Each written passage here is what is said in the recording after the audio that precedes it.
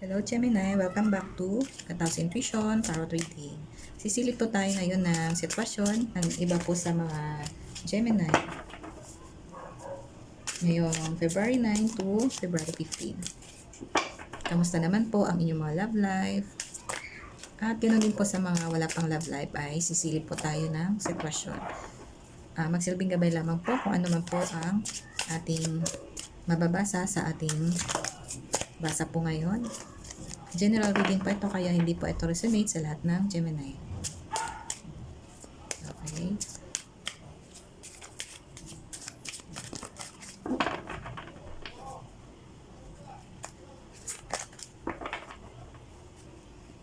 Gemini.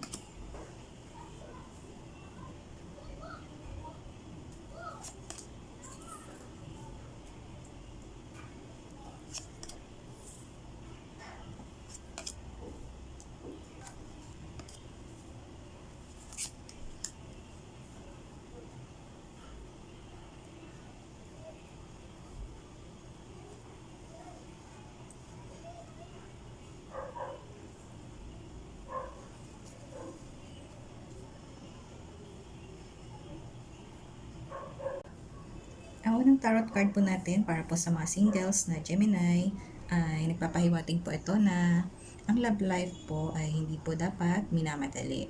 Ang lahat po ay may tamang oras, tamang panahon. Ayun po.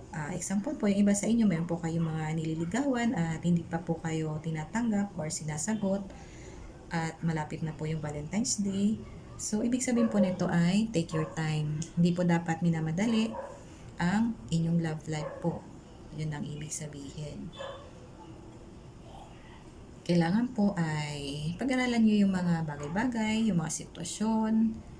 Kailangan nyo mag-gather ng iba't ibang mga informasyon tungkol po sa tao na naliligaw po sa inyo or sa tao na nililigawan po ninyo para maiwasan po ninyo yung mga hindi inaasahan na paghihiwalay po. Ayun po. At sa ibang Gemini naman na meron po kayong mga misunderstandings sa pagitan po ng inyong mga partner, ay bigyan nyo po ng time ang inyong partners para mag-isip-isip din po kung ano yung best para sa inyo. Yan po. So ito ay nag-advise po ito na ang lahat po ay hindi dapat minamadali. Pagdating po sa inyong mga love life, kailangan nyo ng patience at sapat na pag-uunawa po regarding po sa sitwasyon, kung ano man po yung sitwasyon ng bawat isa po sa inyo. Kung kayo po ay single at naghihintay po kayo ng time na kung kailan magkakaroon po kayo ng love life. Siyempre po, ang iba po siguro sa inyo ay medyo nagmamadali at Valentine's Day na at wala pa po kayong date. Pwedeng ganun, ano po. Joke lang po yan ha. Pero pwedeng ganun po ang sitwasyon, di ba? So, yan. Huwag po kayo magmadali, okay? Take your time. Ang unang tatlong tarot card po natin ay nagpapakita po ng message para po sa ibang Gemini na nakakaranas ng pagsubok o problema or tension sa inyong mga present love life ngayon. Or pwedeng ang iba nga po sa inyo ay mayroong nagkaiwalay na, mayroong nag-cool off. Kaya take your time po. Dahil kung naman po yung mga pinagdadaanan po ninyo sa kasalukuyan ay may magandang purpose po yan para sa bawat isa sa inyo.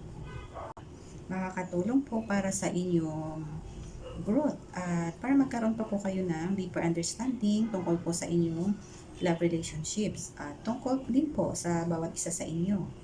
Part po yan ng proseso.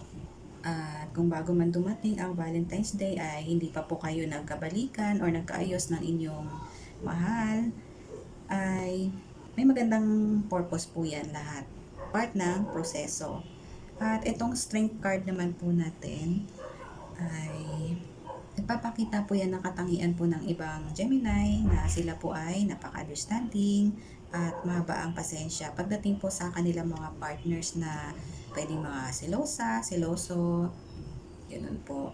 Or sa kabila po ng mga struggles na nararanasan po sa inyong kasalukuyang relasyon, ay very passionate pa rin po kayo at very positive na sa isang araw po ay magiging maayos din ang mga struggles na pinagdadaanan po ninyong dalawa sa kasalukuyan or pinagdadaanan po ng inyong love relationship. very positive po kayo na magiging successful din po ang inyong relasyon. Ayun. So, itong lesson po ay nagpapakita po yan ng happiness at isang araw po ay magse-celebrate din po kayo dahil kahit kayo po ay parang aso't pusa, lagi po kayo nag-aaway, ganun po, ay nagpapakita po ito na kayo po ay good match pa rin bilang isang couple. Sa iba pong mga Gemini po na nag-cool off sa kanilang mga relationships, ay nagpapakita pa ito ng strong bond. Sa pamamagitan po na nagpapakita pa ito ng strong bond sa dalawang mag-partners po na kahit lagi po kayong hindi nagkakaunawaan ay nandyan pa rin po ang trust at matatag na pundasyon sa inyong love relationship. Sa ibang couples na Gemini na parang aso't pusa, itong Valentine's Day po ay magse-celebrate pa rin po kayo. Magiging masaya pa rin po kayo sa inyong love relationship. Okay? Dahil kahit lagi po kayo nag-aaway na parang mga aso't pusa ay nandidiyan pa rin po ang trust at yung parang open pa rin po kayo sa bawat isa. Wala po kayo nililihim kaya matibay pa rin po ang pundasyon ng inyong love relationship. Okay? Ayun. So, Gemini, naman po ay may naka-resonate po sa inyo sa ating reading po ngayon para sa week ng araw ng mga puso. Okay? Kung nagustuhan nyo po itong aking basa ay huwag nyo po kalimutan na mag-like at mag-subscribe. Bye-bye po. Maraming salamat po sa inyong mga suporta. God bless!